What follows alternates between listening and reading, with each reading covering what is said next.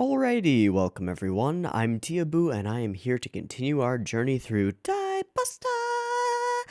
Last week on Diebuster, we watched episodes 1 and 2. This week, we're going to plan to watch episodes 3 and 4. And so far, a whole lot has happened, and a lot of, thematic tie-ins and things that seem to make a lot of sense have been put in place. So we have been following this, sort of airheaded, a bit naive, okay, more than a bit naive, extremely naive, pink-headed girl who is a girl, but is also an AI, an android, named Nono. And Nono is obsessed with becoming a space pilot by whatever means necessary. She embarks from we don't really know where, just a cold, very lonely feeling area of, I guess she was already on Mars, so of Mars, to head into the big city and become a space pilot, and finds herself essentially working for tips as a barmaid, as people around her tell her that her dreams are silly and that she would have to go through like 20 years of training and school and stuff, and then even then probably wouldn't be able to become a space pilot. But she is stuck on it. She is absolutely set on following somewhat in the footsteps of a mysterious character from the distant past, I think, who I think it's safe to assume might be somebody we've heard of before, named or called Nonoriri, or possibly Noriko. She also runs into a dark-skinned character with a strange seal on her forehead, literally like a pull-it-off seal thing, named Lark, who actually is a member of the Topless, the space pilot organization that Nono desperately wants to join. And in finding this out, she chases her down and eventually ends up in a crazy situation where a gigantic space monster that has landed on Mars goes ahead and attacks, and she bares her bosom, taking the meaning of the Topless Squadron very, very literally, and not really getting it, and uses some unknown power from within to split the space monster into multiple pieces. So after this, we go ahead and take her to meet the rest of the crew of the Topless. So we've got Nono, we've got Lark, we've got Nicola. We also met the sort of pervy dude Cassio, and we have not met, except in a cat form that she seems to communicate with, this character named Tycho. Nicola is seemingly the oldest of them, and is to some extent, like, on his way to his expiration date as a Topless. And once we started bringing in that idea, some gears started turning in my head, and I started realizing, oh, this whole Topless thing is about being an idealist, a rash idealist who believes heavily in dreams and is not set in their ways as an adult. And I have the distinct feeling that that is going to be the core message of this show, is putting rampant idealism on high. And I'm into it. I'm super into it. So we then saved a rather haughty, rather know-it-all adult pilot guy, general, whatever, admiral, who cares, with a big old pointy hat thing, and yeah, he was kind of an ass. But we ended up saving him from a gigantic space monster and gaining a little bit of respect, just a smidgen. But at the same time, we're building up something weird about Nicola. He's got a relationship with these characters known as the Serpentine Twins, who seem to want Nono for something. I think they said something about her sounding delicious, and that's creepy. So I'm not really trusting Nicola right now. Not sure what to trust. Definitely trust Nono, because she's too dumb to be pulling a scheme on anybody, for sure. And I think I can say I trust Lark because we've seen enough of her. There are some really interesting thematic things going on beyond the dreams thing. And the general style and energy is reminiscent more than anything of Gurren Lagann, in the same way that Top Wonerai 1 was very reminiscent of Eva, had shades of it everywhere, although a very, very different show. This has shades and things that make me think of Gurren Lagann in a lot of scenes, in a lot of ways, but also a very, very different show. all in all, I had a blast with the first two episodes of Diebuster, and I think that road is just going to continue. If this ramps up in any way like Gunbuster does, we're in for a hell of a ride because, wow. Wow, wow. Wow.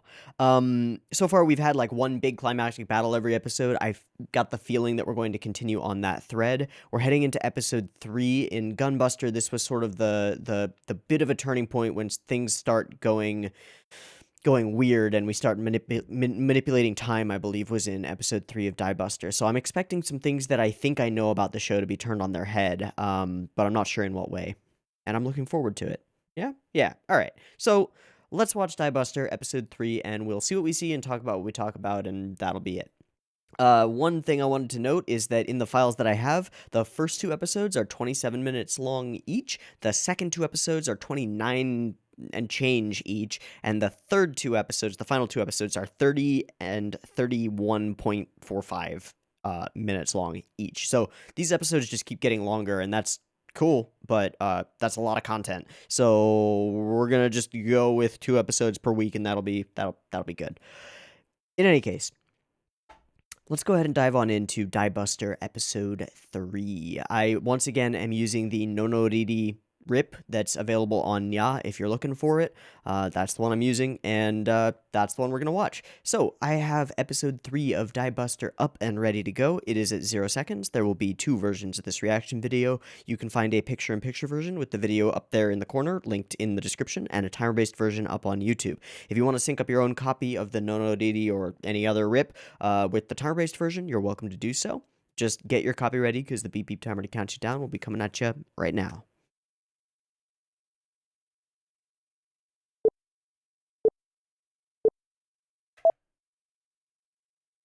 In space, the final frontier. Vicinity of asteroid 13774A. Sunny? Okay, Dnoof. Long range assault setup. Disnoof. Right. Which is 19. And then Vensept is 27. Jupiter Express. Meow. Meow. What are you trying to stall? This is, it's a fucking McDonald's.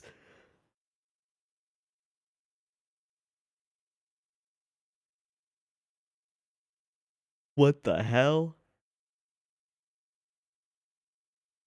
So she's now working a resupply depot? Who dat?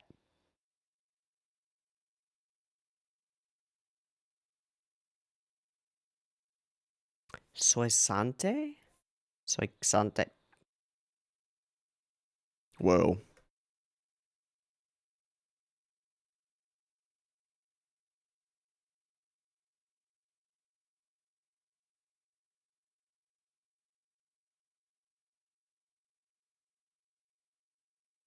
Oh!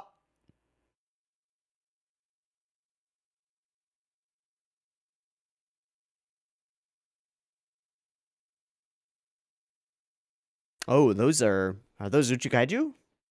Oh, geez. She's that character, obsessed with being the top. Oh shit, that's space, yo. You okay? You alive?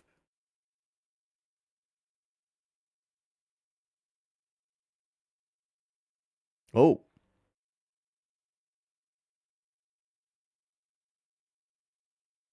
Ejection mechanism. That's like a swarm, a sea of... Ooh, and they fade. Okay.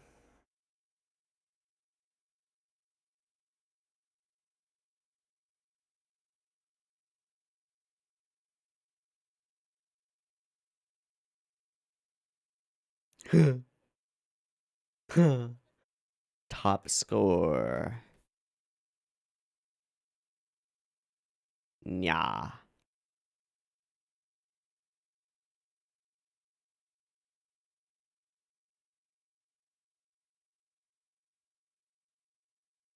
Groovin' magic.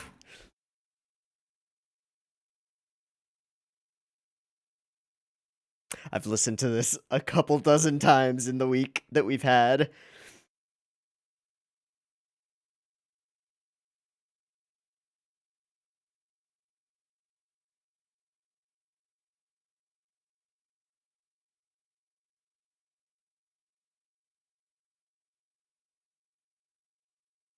It's just so perfect.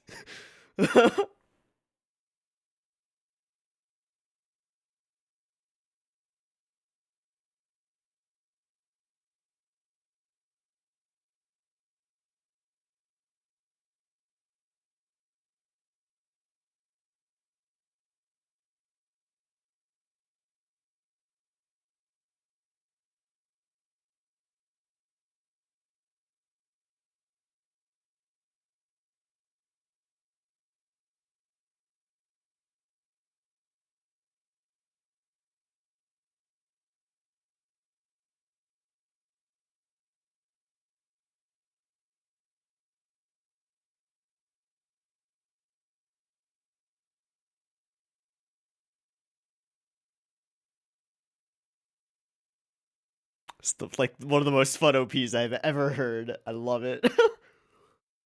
It's so wholesome.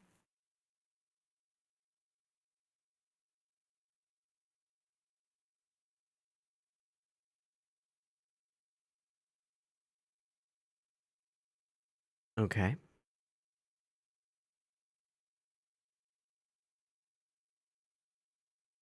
Hmm. Hmm.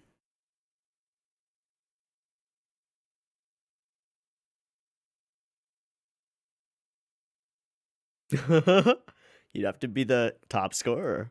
Is that why you're aiming for it, Taiko? Shit.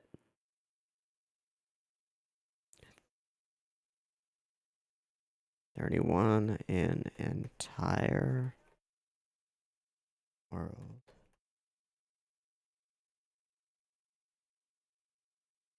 Yeah, you do.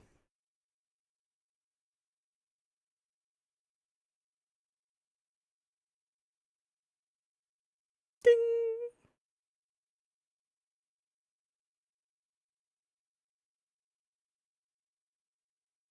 Cool. Yeah, so we're on Galileo, one of the moons. Whoa. What the fuck is that? It's like a bio city. I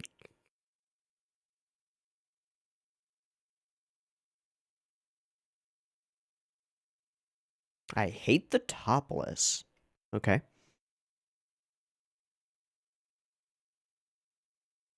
Hmm. Hmm.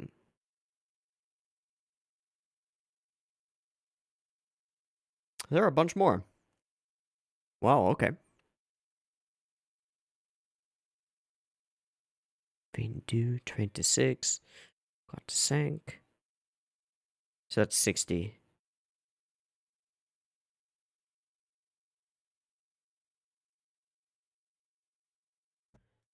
Gophers for the twins. Are those the twins? Okay, no, it's Lark.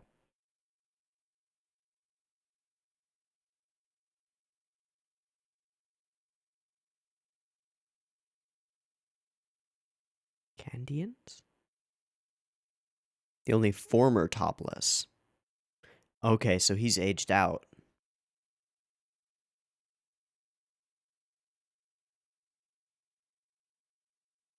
Hmm.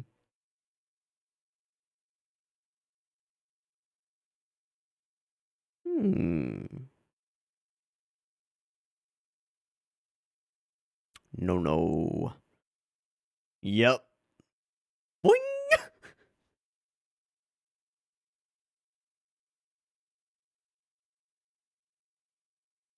Yes!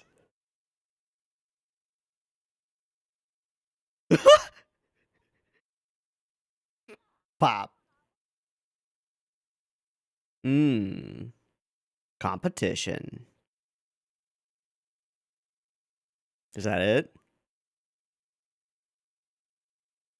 Oh, well, yeah, that's gonna be no-no. Like, super obviously. Holy shit. She.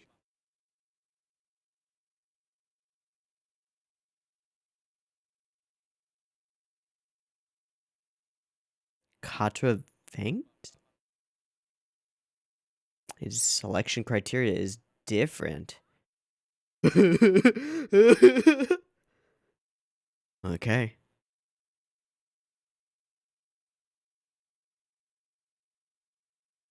Two different earrings. You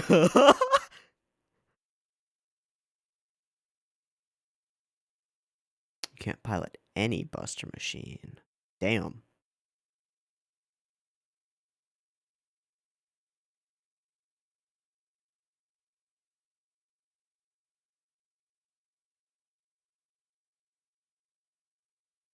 Radiation.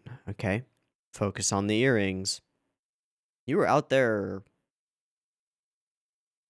without protective gear, just a suit.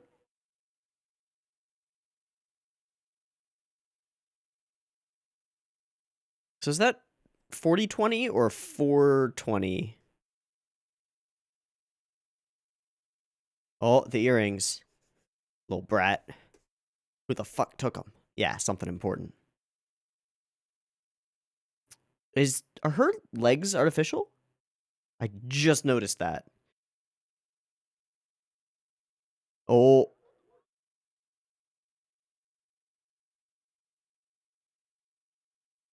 Well, oh, nope. So there's no fresh air. Oh, that's where they went?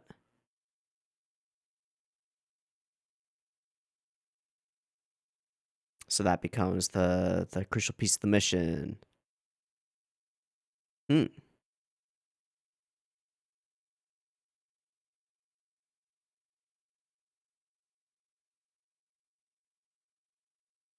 From way back before mankind was, or before when mankind was?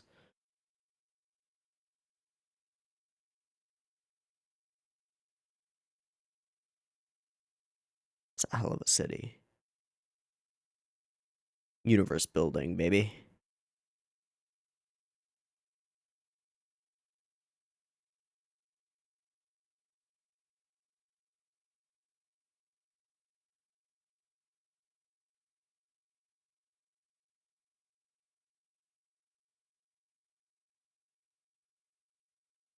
Got shades of Kill a Kill there for a moment.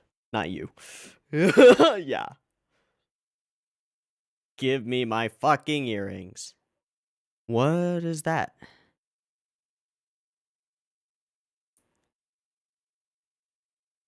Huh?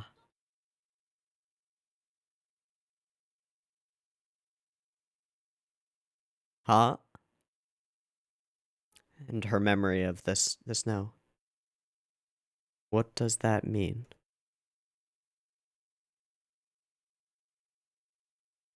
Stars?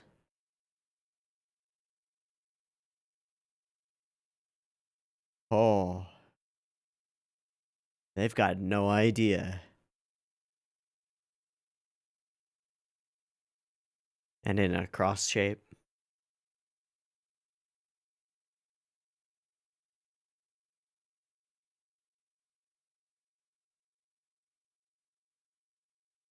Goofball.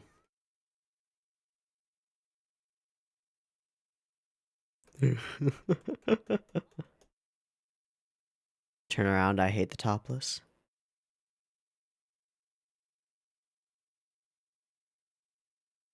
Hmm.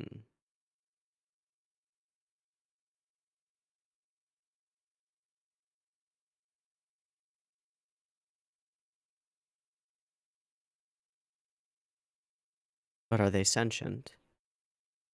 He was this new pilot.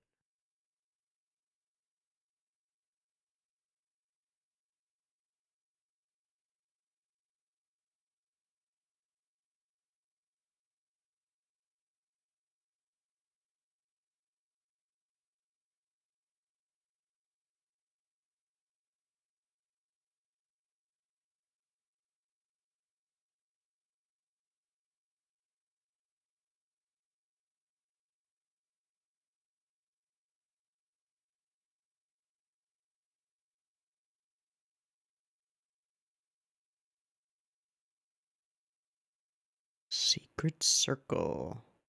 Eh. Eh. Are these the serpent twins? Weird pufferfish thing. They're eating some living crab creature?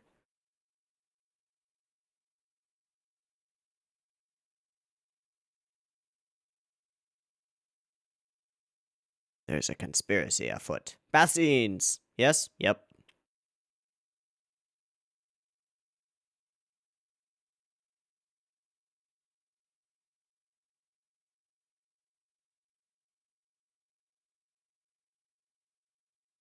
She actually believes the lines, you know?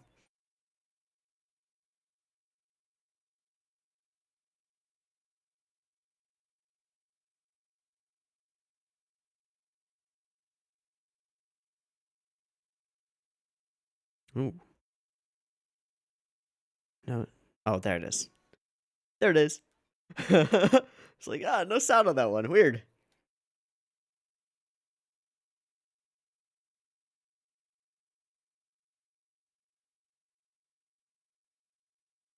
Okay, so they're in the basic bitch fleet. Does that ever work?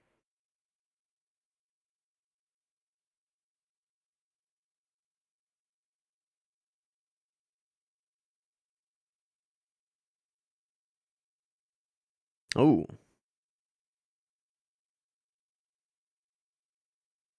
What? Oh, this is very familiar, actually. Young Freud! That's why she's so familiar. Duel me!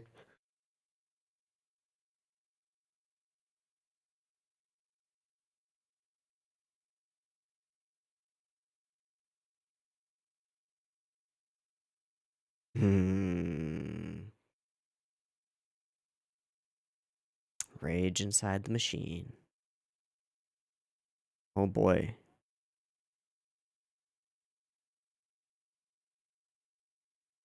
What else are you gonna do?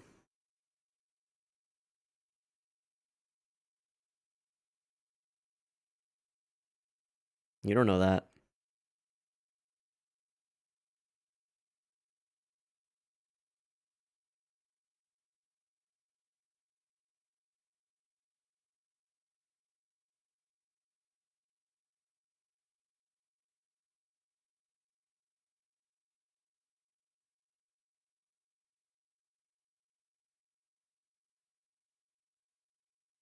Fuck.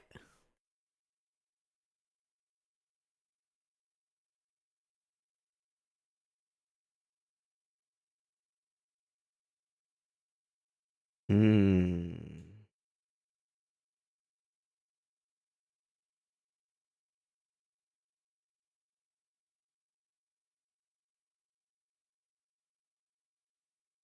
Who died?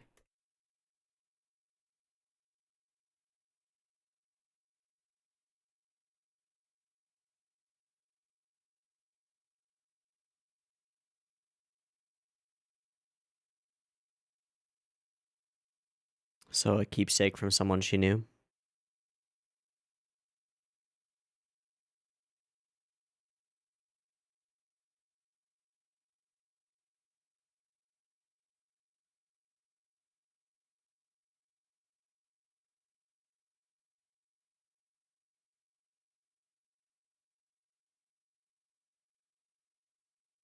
Alright. Like a fly swatter. Oh, Jesus. Not like a fly swatter.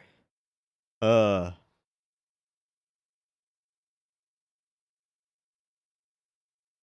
Why do I think of crest worms?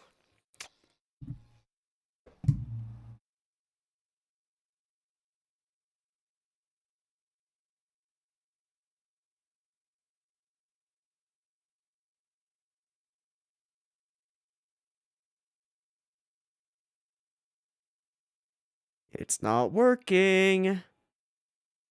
Alright, is it time to get in the robot? Those kids, yep.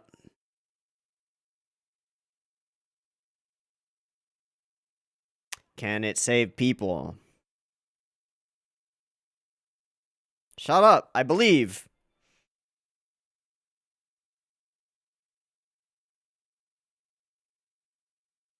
Oh.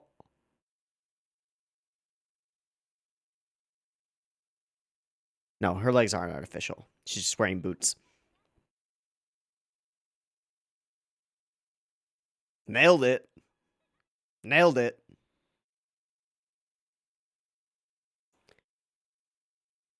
Beam. Beam.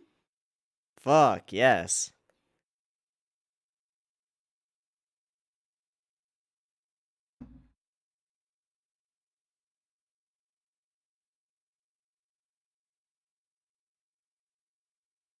It's too much. What?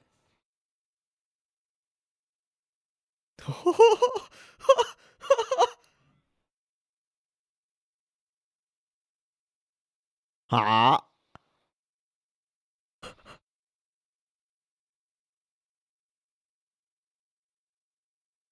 So much, but not enough. And thousands die.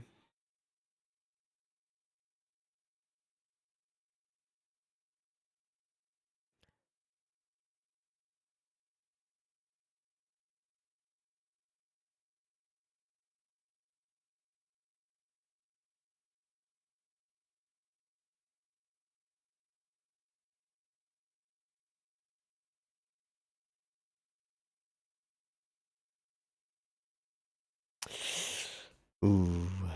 Idealism. Ah, he carved it. He won't make it.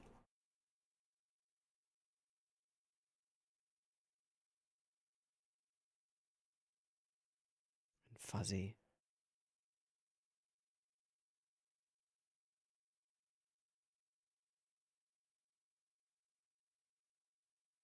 Older brother. Hmm. Hmm. But there's no healing.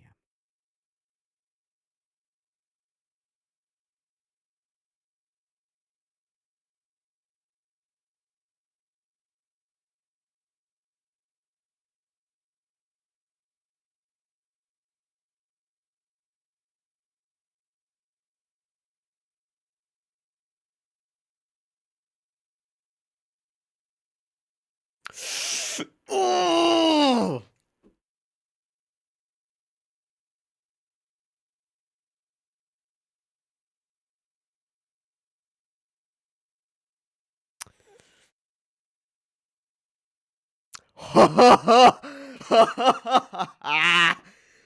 Yes.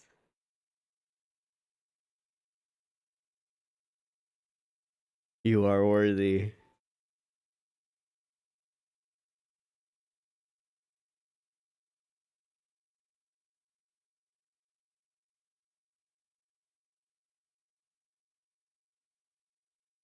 Falling snow.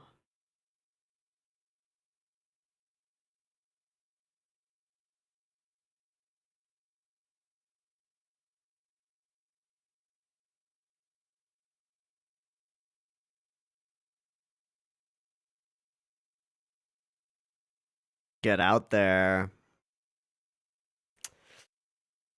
Oh man. Oh man. Here she comes. Here she comes. Bing. Oh fuck.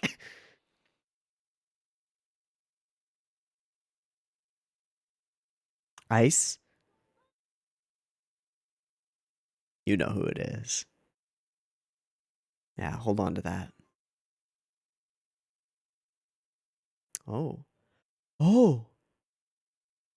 Oh.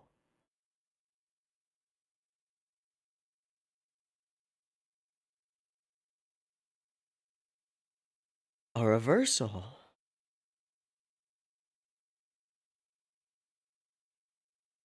She's gonna somehow make it snow.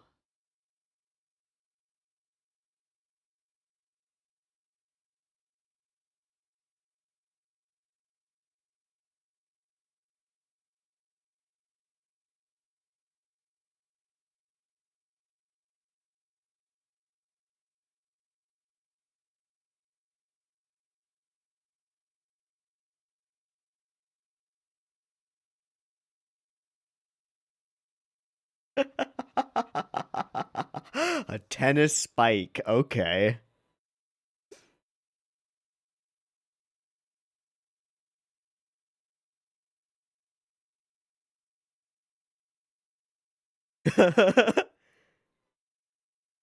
Yeah, no, they don't.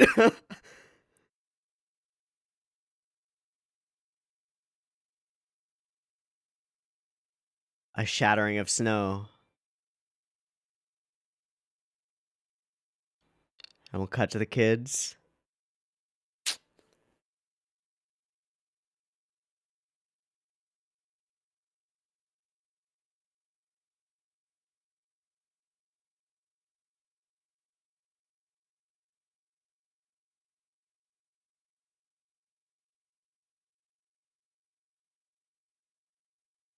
Wow.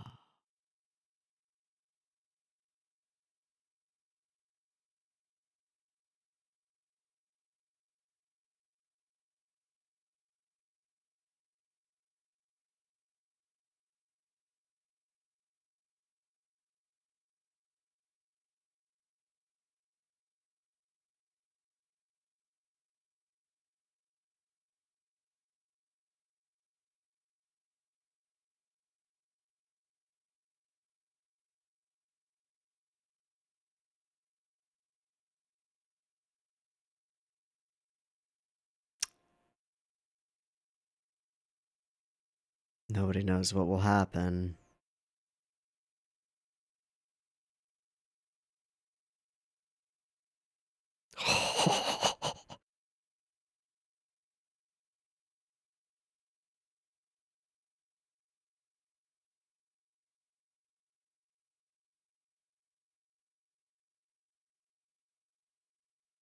Color my expectations subverted.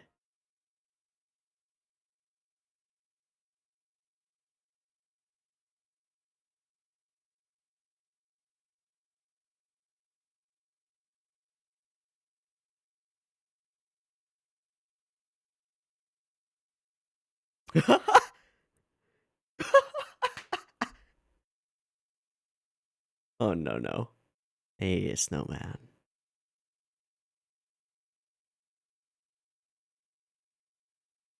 Baka. She made. Oh my god, with the earrings. What a dumbass. You saved the day.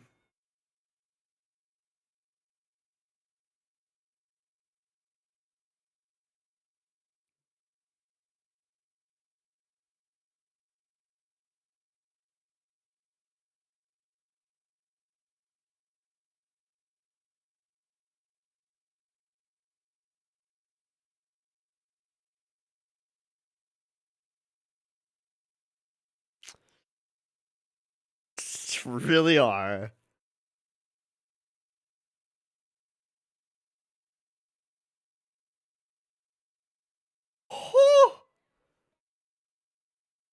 Oh, that was an episode.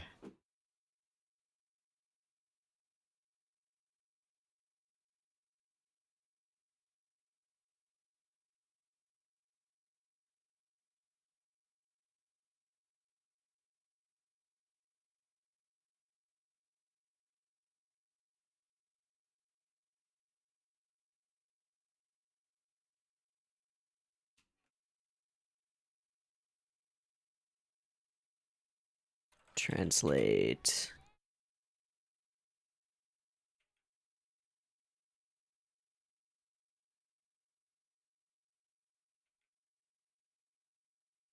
$60. Ah!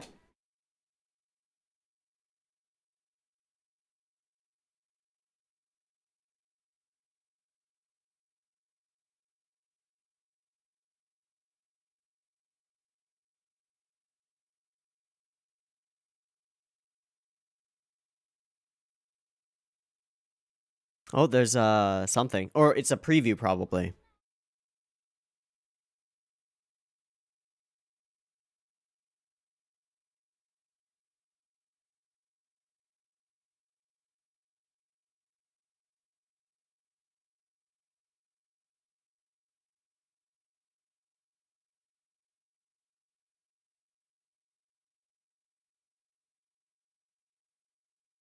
Mm-hmm.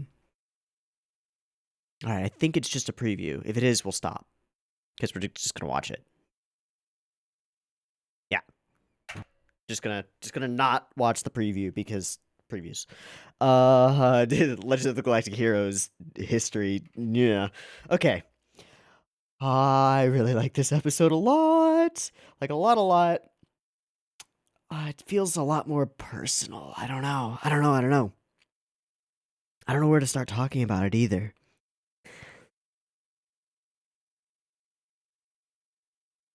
We got so many bits and pieces of information and none of it is quite what I expected. 31 in the universe, this whole idea of the top score, but that's all Taiko's story. That's all Taiko's story. Make the snow fall. Thought about the happiness of a bust machine. Cassio was first D-Snoof's pilot. The desire to duel with shades of young Freud in it. The line, I can't forgive her, same as you, from Taiko toward Lark. Interesting. Makes me wonder when we'll get Lark's side of things and her own reservations. Someone who died in her past, this disillusionment that she's under.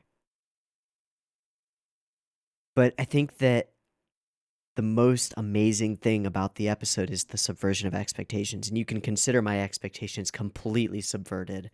From the moment that we saw this pink, feminine mech, everything about it is meant to make us believe that that will be Nono's mech. And that Taiko is wrong for wanting it, for craving it. Right? Like we can agree that this is a super intentional attempt to railroad your viewer into thinking one thing and then pulling the opposite. The execution of this whole sequence is perfect for it. Failure is coming. This is the time when the hero arrives, right? This is the time when the hero becomes the hero. That this is what we expect. But this isn't Nono. Nono is inspiring others instead.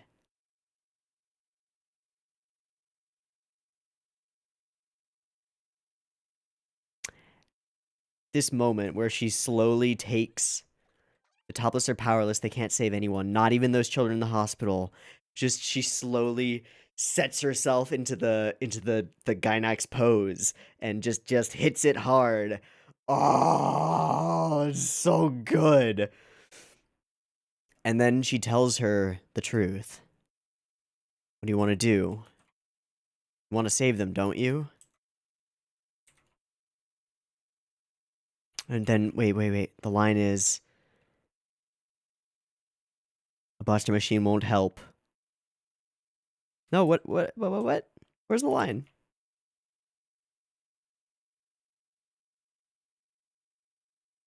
Oh, it's so hype. Fuck. Helpless or powerless, can't save anyone, not the children.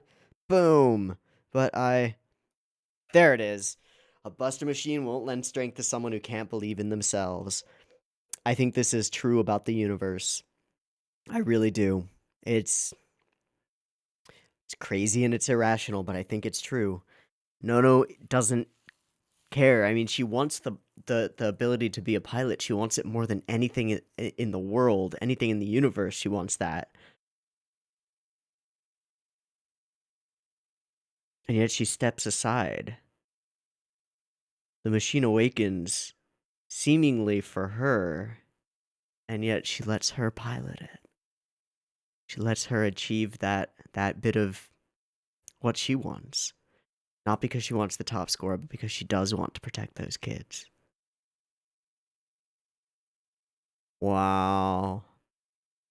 Wow, what a scene. And then it's all tied up nicely with the snowfall.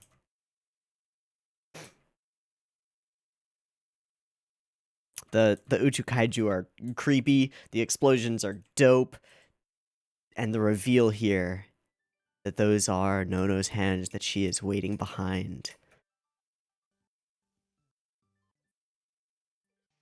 insane. And then we bring back the time shifts, time slippage type of thing, so that she is out there in that moment in the snowstorm. And he looks up and sees her. How weird. How strange. I wonder if we'll keep on time shifting things. It's possible. I wonder if the difference will be that Nono doesn't age. She doesn't change. She just remains a big dodo head. Crossing time, indeed. Man, there are so many set piece scenes in this episode. This one in particular is just god fucking awesome. It's not even the art of it necessarily, it's the idea of it, that this relatively comparatively tiny machine has frozen this entire swarm of monsters coming in and then shatters them in an instant into a fireworks display of falling ice and snow. And then Nono makes a little fucking snowman out of the earrings, the both of them. And she's just walking around being a dumb dodo head, yelling for her Onesan. God, that's cool. God, that's cool. Beyond the core story of the episode, there are so many cool and cute little freaking bits throughout this. The sequence where we meet the rest of the topless squadrons and they're very different. This whole scene where Nono is just like emoting like a mad girl because she is one. She's insane and just going nuts. We have this moment that is the setup with Taiko looking on as Nono stares almost lovingly and longingly toward this new Buster machine. All right, Quatre Vinct Dix? I don't know. Quatre. I pulled up French Translate. Vinct D. Oh, it's 90? Is that? It's 90. So 420s 10? Yeah. I don't know how counting in French works. So or nonante. So it's 4 20 10. So 80 plus 10. The hearts. Oh, you know what? There's even a little setup here. The two bits of the snowman earring and then the one of the red that we could have caught, but I wouldn't have caught. No way. And Nono in the background here floating around being a Dumbo. It's like Looney Tunes stuff from her. It's great. It's great, but this is Taiko's episode. 100%. Shoop. Stole the earrings. And there was a moment here somewhere where the lines on Nono's face become serious as she looks up. Yeah, there. Where she realizes that this matters. As Taiko pushes past her. Huh? Just this little moment. She tries to calm her down, tries to be there for her. And we find these kids. And Nono starts talking. She starts repeating the speech that she heard because she believes it. And Taiko hates it because she doesn't believe it anymore. And yet, over the course of the episode, she becomes convinced that she can use her own powers, her topless powers, to protect people, to protect these dumb kids who don't even know that the sparkly things in the sky are stars. Street urchins without a clue. And it's a cross shape up above. A window to the universe. We have this conversation on the side. It's an interesting one, where we talk about considering a Buster machine's happiness. Its own... That'd probably make it happy. Maybe. He seriously thinks that she could become a topless. So, and then we've got some other stuff. Excavation behind schedule.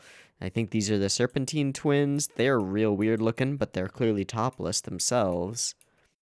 And then there's this whole scene which we will skip over because there are nipples in it and I don't want to have to edit it. But where she's just pissed.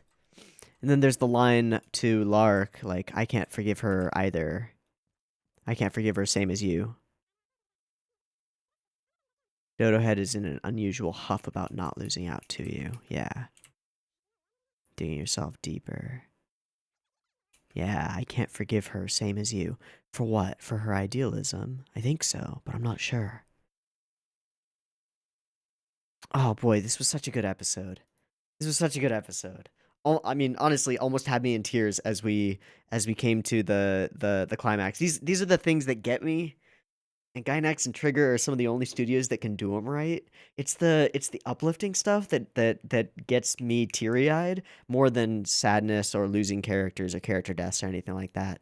Um, it's the hero moments that always get me, and maybe that's because I'm an idealist. I believe in ideals and the power of them.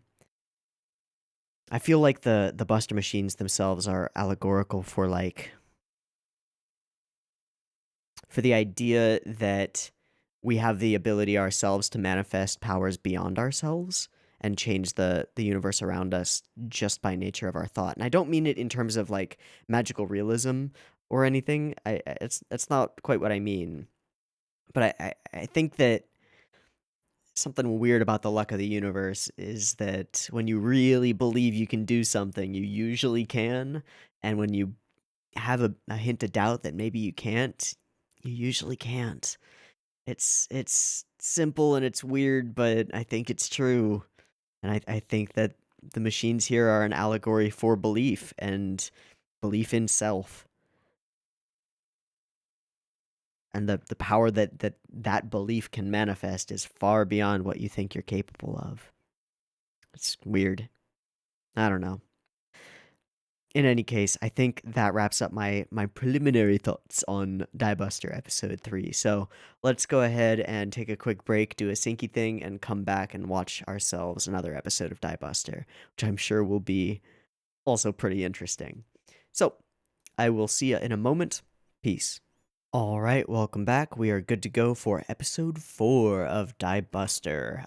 We had a pretty awesome Taiko episode last time. I don't know what we're going to have this time, but we are at some point, I think, going to have a Lark focused episode because we've been building up to that a little bit. But I don't know. Will Nono ever get herself a Buster machine, or will she continue to inspire others to do better? I don't know. Will Nicola turn and try and turn Nono over to the Serpentine twins for whatever purposes, whatever nefarious conspiracy things they've got going on? I don't know. Let's find out. Diebuster episode 4. Beep beep timer.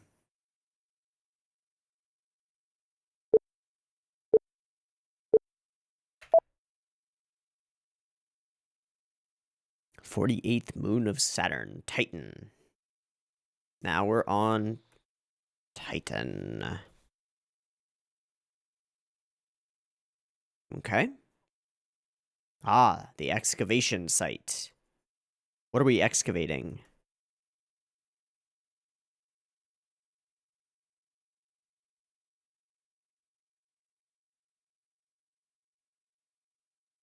Is it the original?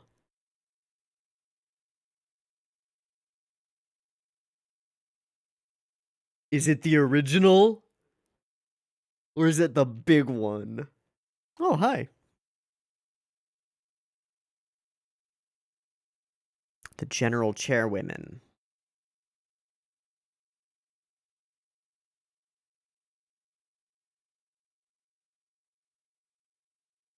Ugh. Gravitational fluctuations up to 1.8, 2.1? Dude, 2.1, Jesus. Not fun. Yeah.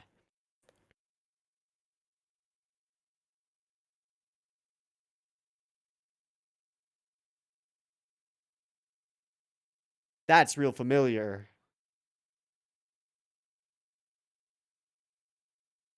A. He has one, it looks like one of those little dog creatures that, little robots. Submit to the fraternity. Okay.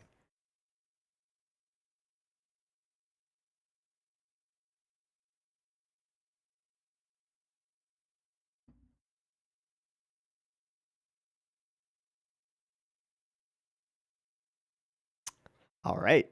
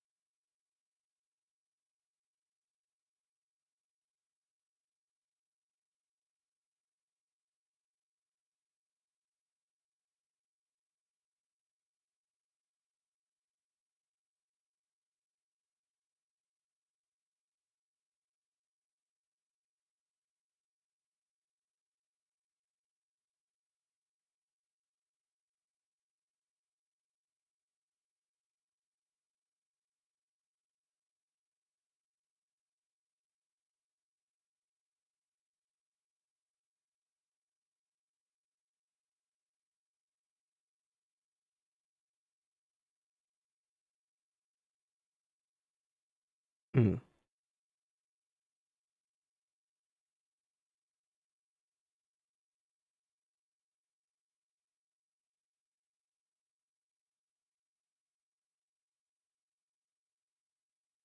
That walk cycle is so perfect. Oh my god. Okay. What's next? Okay. All right, pool at night. Lark?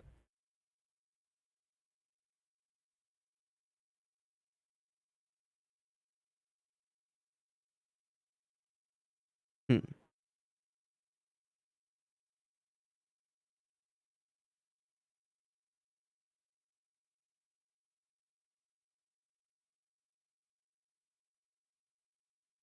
Oh, yeah. The single. Oh. Dojiko-san.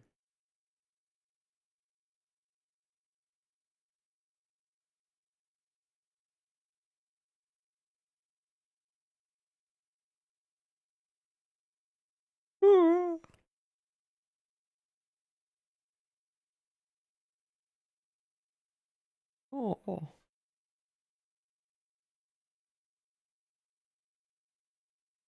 So they have to work together. The twins do. Oh, she has to scrub the pool? She didn't even get to hang out at the pool. That's not cool. Oh, no. Oh, no.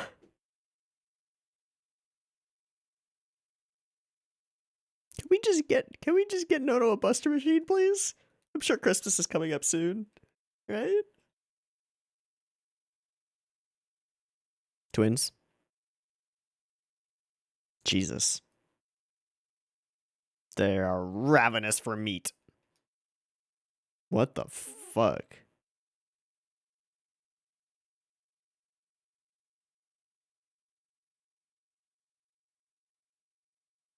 Titan crab.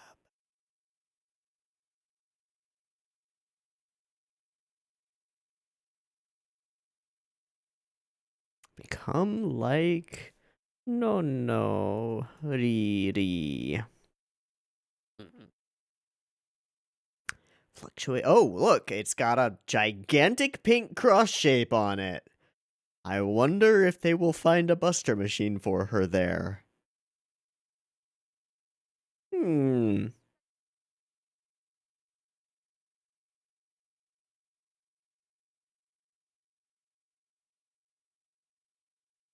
What's it look like?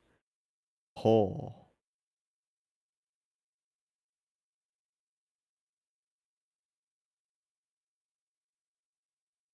Oh.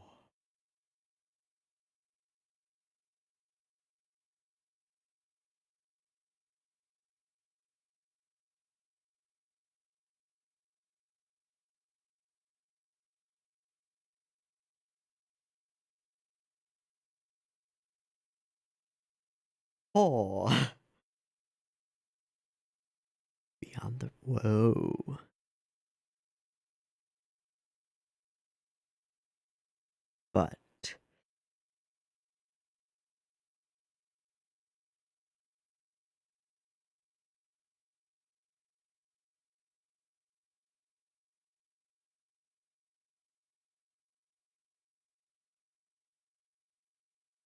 Oh. Oh.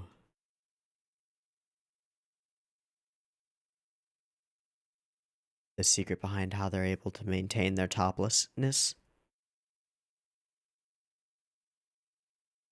Consuming something. So that's the bait for him.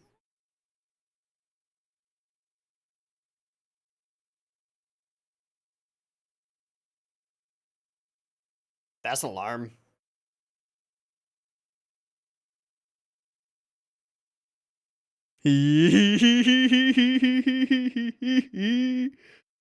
Oh. Okay.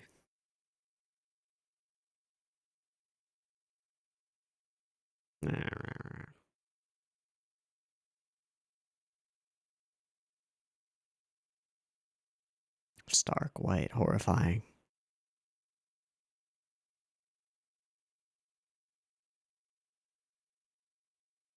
Hmm.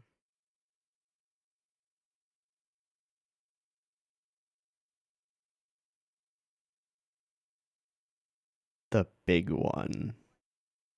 No, not the big one?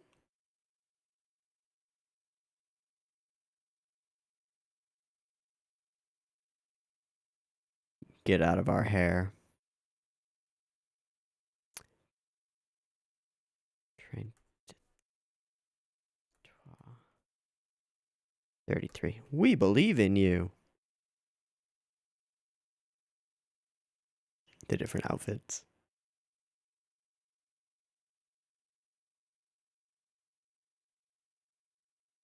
Hmm.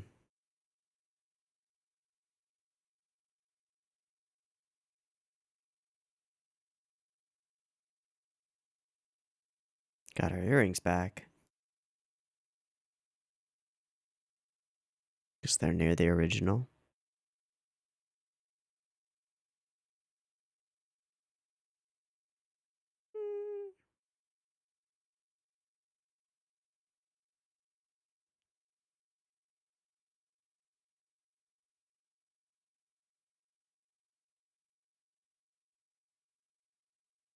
Oh, fuck you. Yes, they can.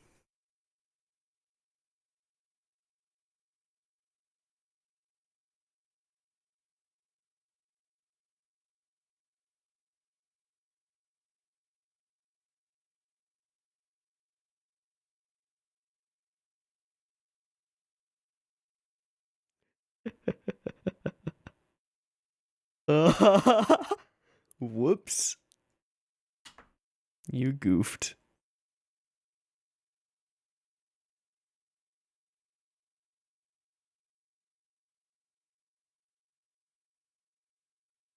Hey, no. Ready to go bust a machine hunting?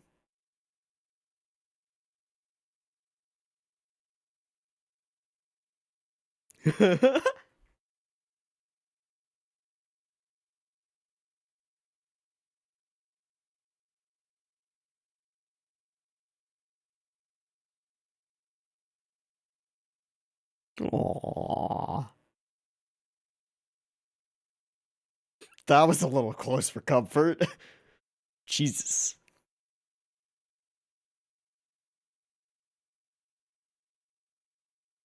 Giving her the eye. Oh, there they are. Watching her leave. For Gemini twins. Oh.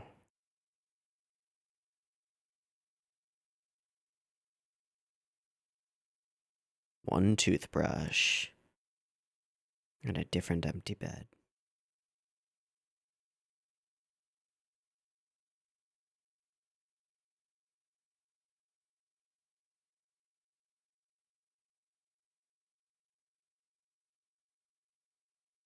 Nono has a really simple flowchart. If problem, get Buster Machine, problem solved.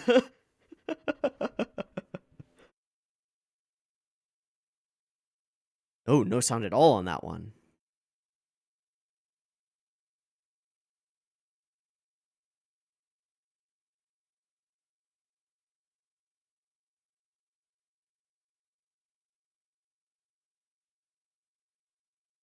Do they still exist on Earth?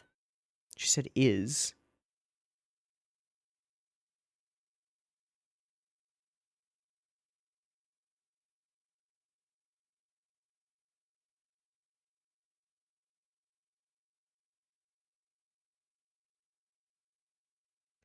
Sure was.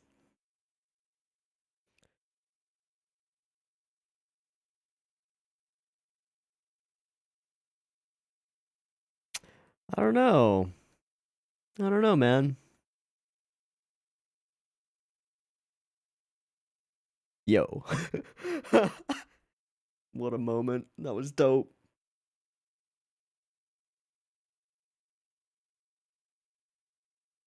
Yeah.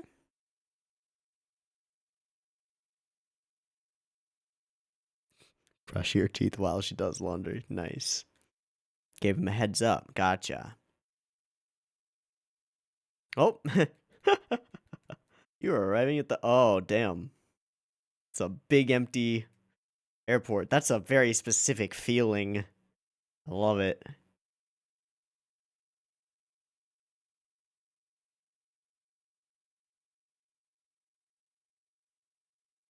Surveillance subject? Okay.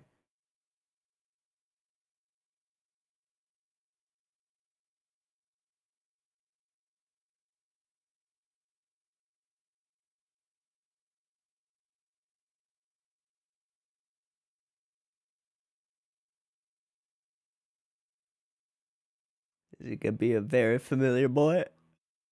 Oh. Ah.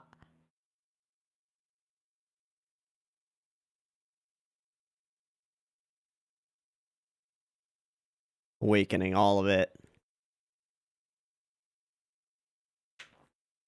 Full assault. Prevent you from doing that. Oh boy.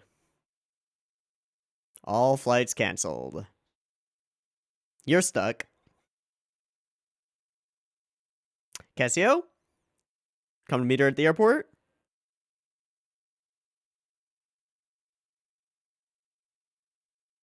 My man. Hey.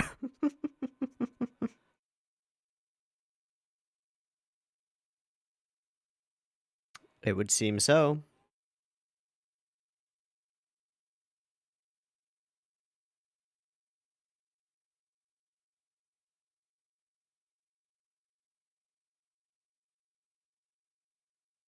All right.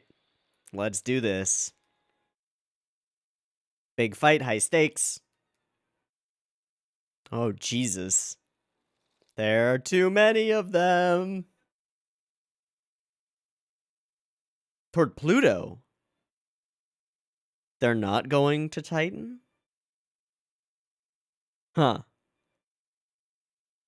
Is that so?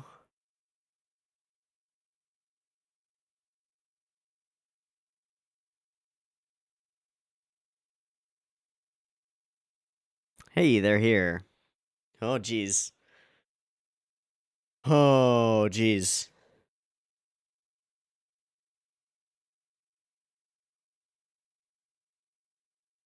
Ah.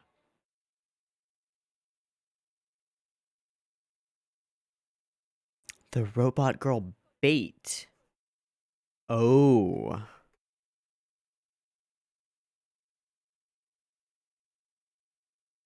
Mm-hmm. And what nefarious things are you doing to maintain that? Oh, that looks like an exotic maneuver.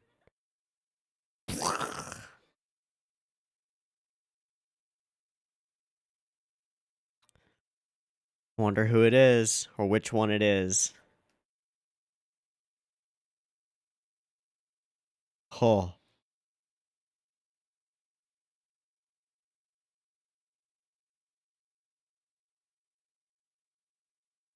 Oh my god.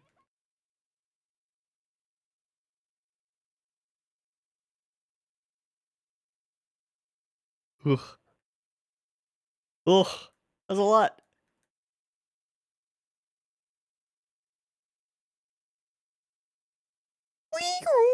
I love that noise.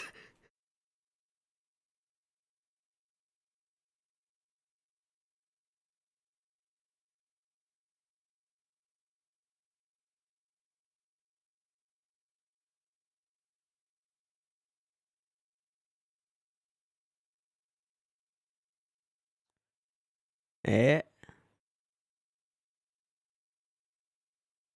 What do you mean that's not it?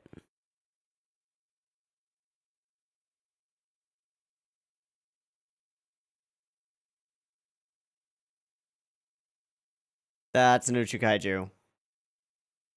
A really big one. Oh, jeez.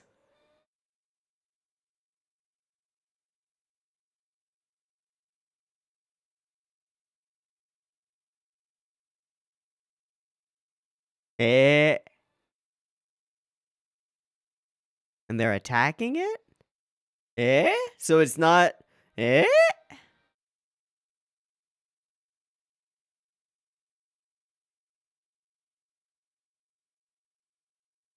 Oh, fuck.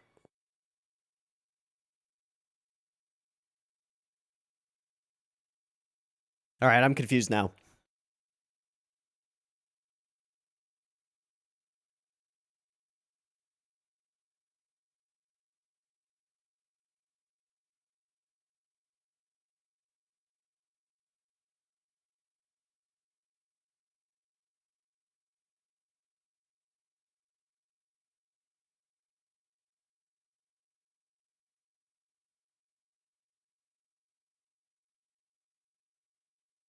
Gross.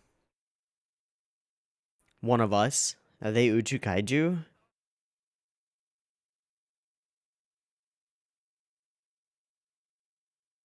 Hmm. Hmm. Is he gonna die like what's his face?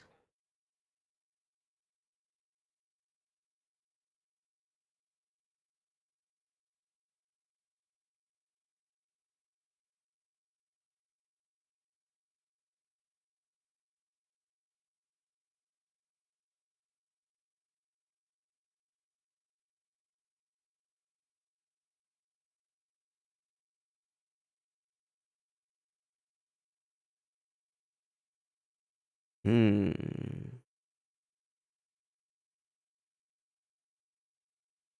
You are.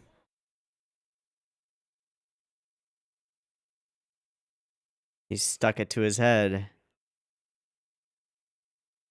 Good luck, buddy. That is a skeleton. Your dream is dead. Sorry.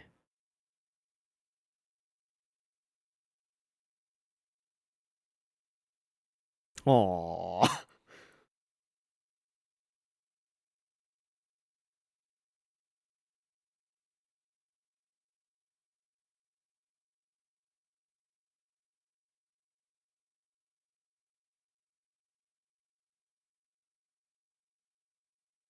Eh.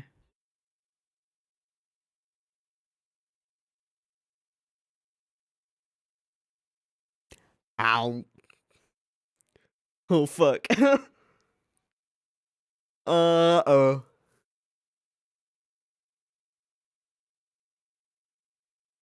Well, might not have to worry about the Serpentine twins anymore. Holy shit. That shockwave. Oh, is that the... Oh, that's fucking crazy. I'm definitely confused now. I mean, that thing looks like the Uchukaiju from Gunbuster. One of the big ol' OGs.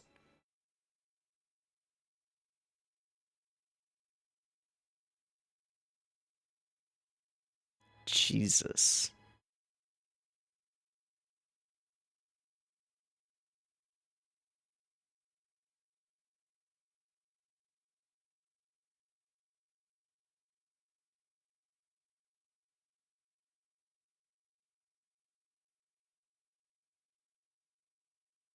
Whoa.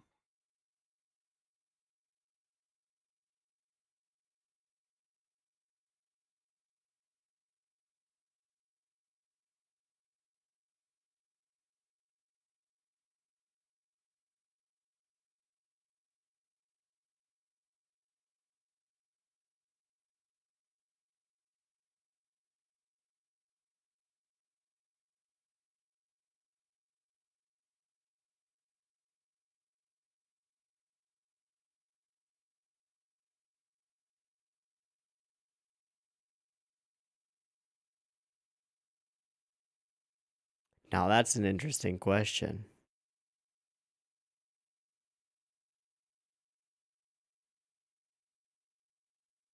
What are we about to reveal?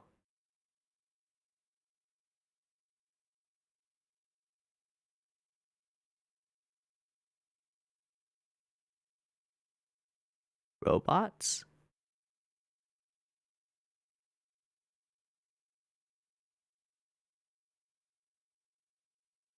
What is she humming?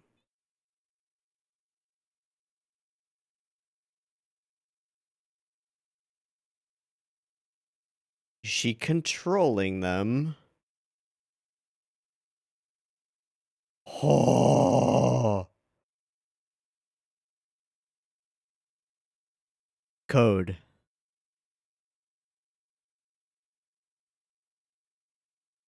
Wait, that's the history. That's what happened, but what?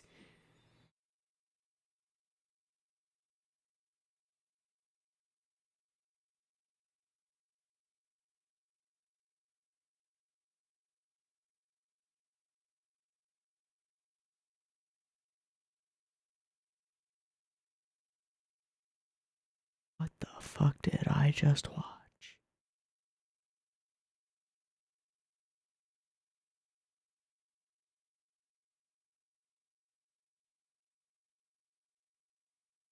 Do you snoof?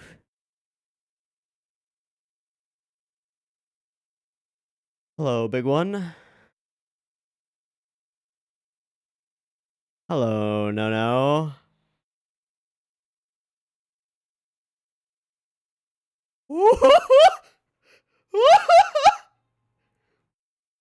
Oh, that's fucking dope.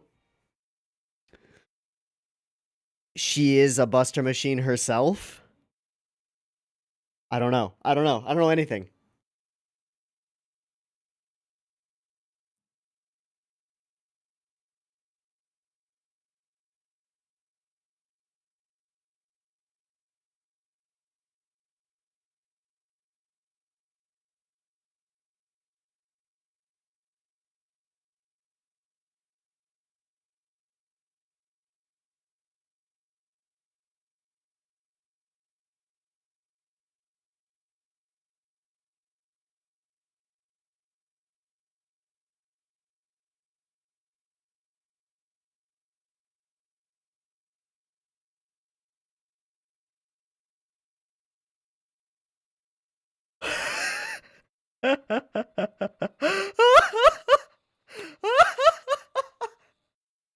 That's an old familiar attack.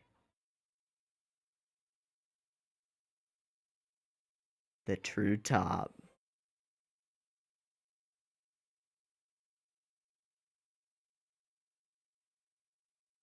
So Nono herself is number 7. Oh!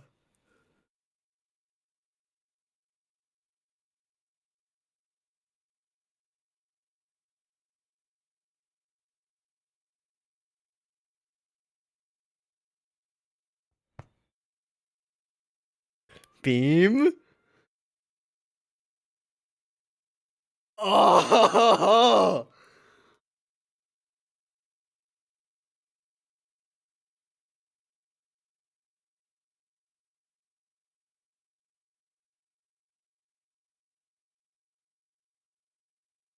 Oh! Oh!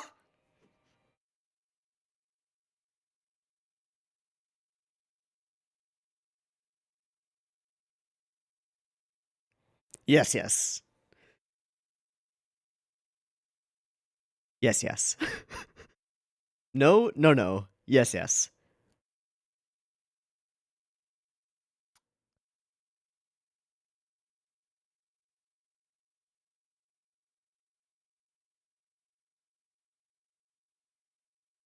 And that's why it recognized her from the beginning, eh? Hello, brother.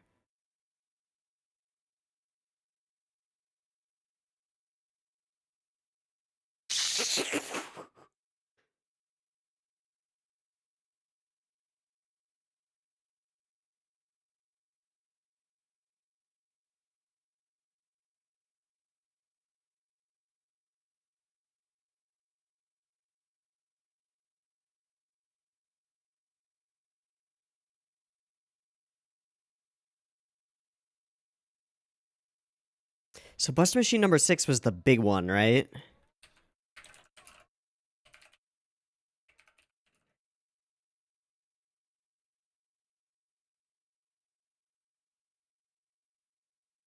No, that was 3.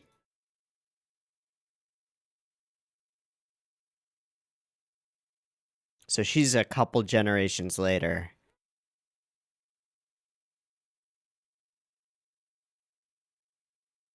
But that's a real Uchu Kaiju. So they've been facing mini Buster Machines this entire time.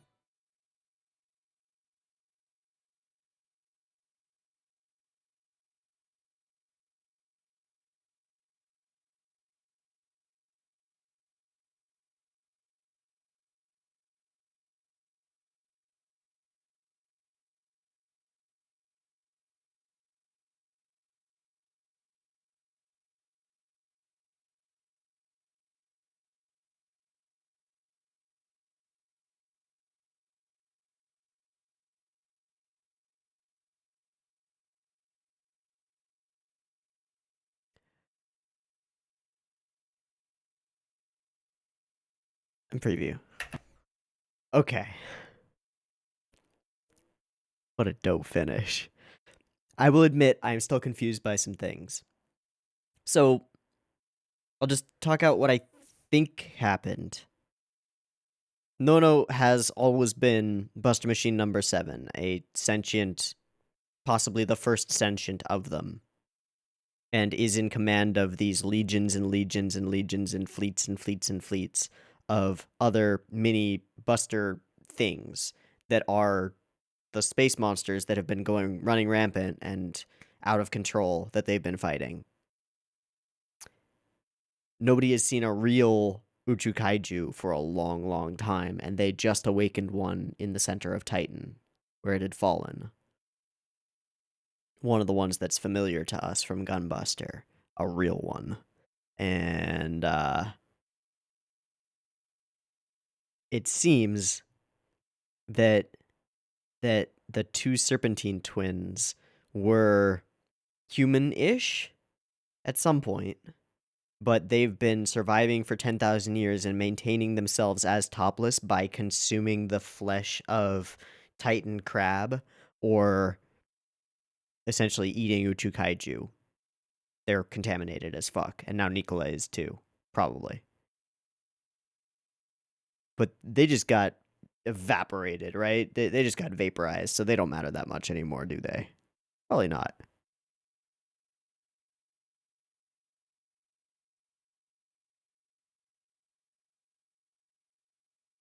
Nono has truly been a fool. It's not having a Buster Machine, it's being one. For her. For her. Buster Machine in the heart. Mm.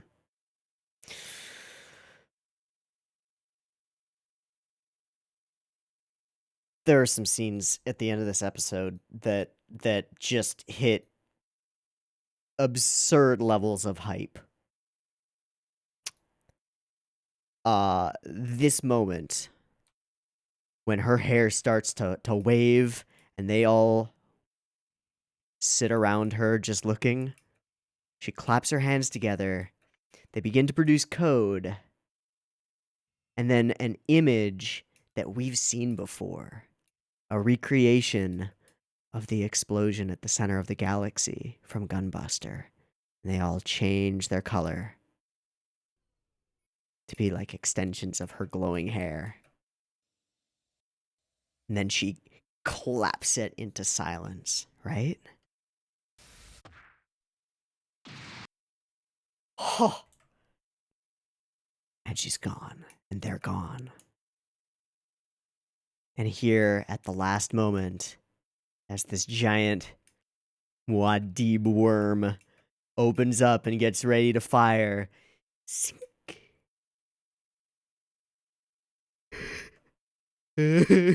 What is that?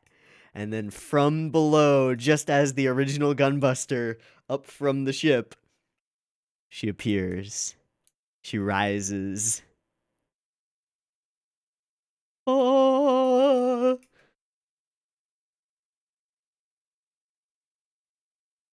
Poof. Nope. through warping. Simple as that. I am Buster Machine number 7. What the hell is she? Earth Imperial Space Force. Solar System blah blah blah blah. Blah blah blah blah blah. 6th generation interstellar cruise ultimate weapon. Buster Machine number 7. Nono was truly a fool, and she flicks her hair and an entire squadron goes. Oh, that's so cool. Oh, and it's the shape of the top of the original Gunbuster's head. Oh. With the spiky things. Yeah. And that's what appears in her eyes. They're the cross, and then they gain the little spikes on the sides. Shing. Oh, such homage. Much wow. And they all land, and they all do the same, like, little stick rods in there, and bzz. Those who think things like, if only I had a Buster Machine, can never reach the true top. A true Buster Machine pilot has a Buster Machine in their heart. Hey, that is exactly what she has. That is exactly it. God, some of the effects and stuff are just really cool. A real Nono, a real pilot. Yeah, a true Buster Machine pilot, a true Nono DD. Buster Machine inside the heart. Ugh. And then this is just dope. Ugh. She cuts a fucking planet in half because this whole show so far has been, what can we do that'll be cool? Let's do more. I love it. It's so good. And a little look, and One-sama, a true Nonoriri. She has reached her awakened form. Oh, I love how creepy the sisters are. Yeah, what is this smell? Where is this meat from? Don't you like Titan crab?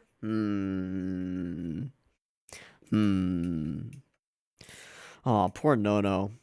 Looking out this whole time, trying to just gazing longingly at all the Buster Machines. I wish I had a Buster Machine.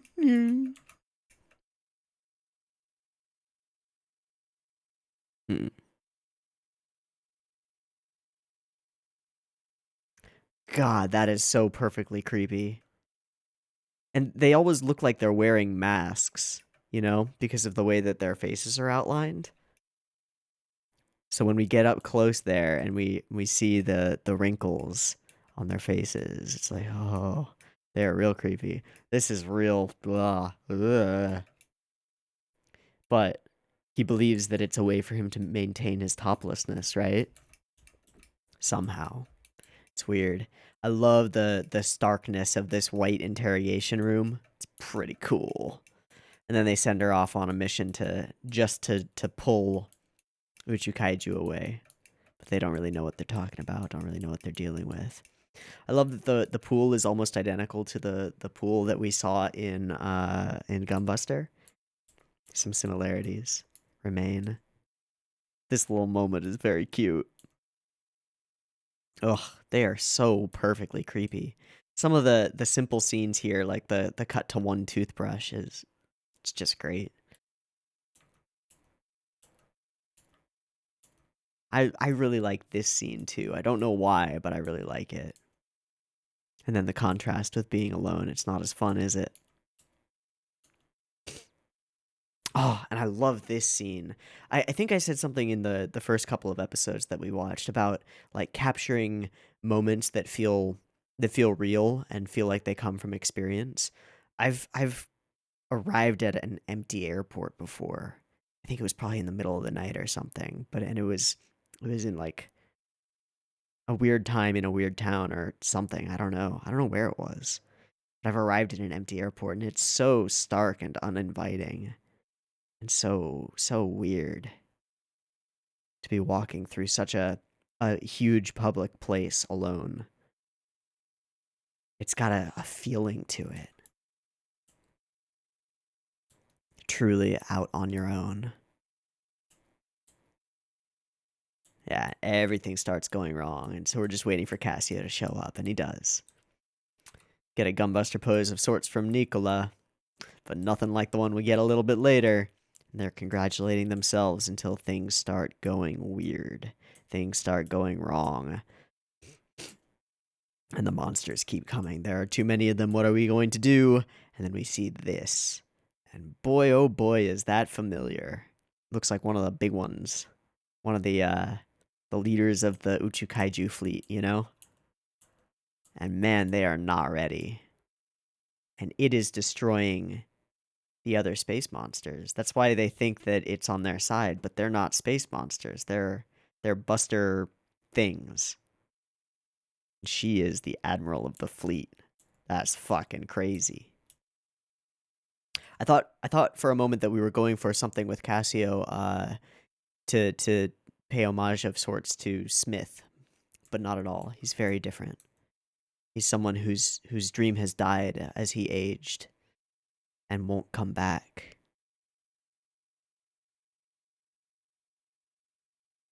He is lost. And this moment when the little thing that he's haphazardly scotch taped to his forehead falls off, it's no use. And he gives up, and it falls away.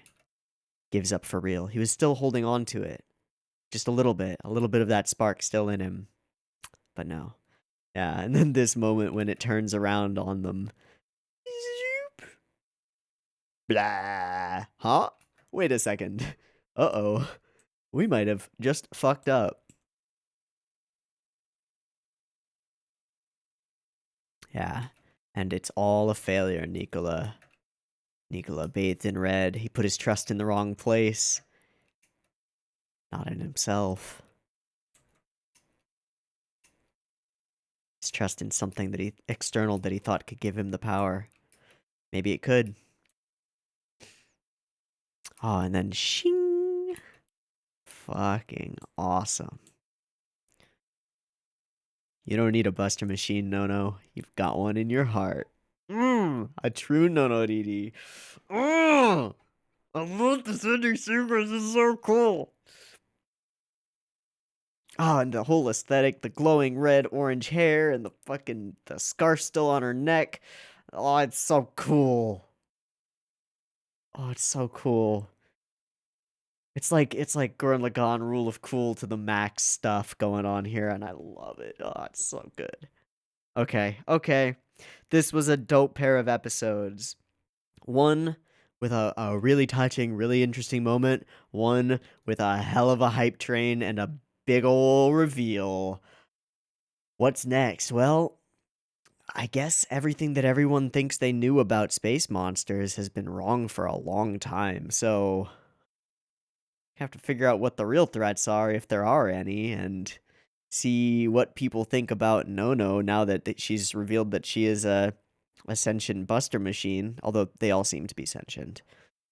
Just very few people think as Cassio does at that one point about their happiness.